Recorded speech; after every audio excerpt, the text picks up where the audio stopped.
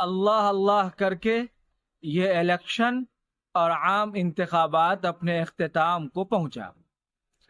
जिन्हें जितनी सीटें मिली उस पर वो खुश हैं। आज ये उनका मुकद्दर, अपनी अपनी मेहनत का सिला वो सब पा रहे हैं। इम्तिहान अब उन पार्टियों का भी है और हमारा और आपका भी।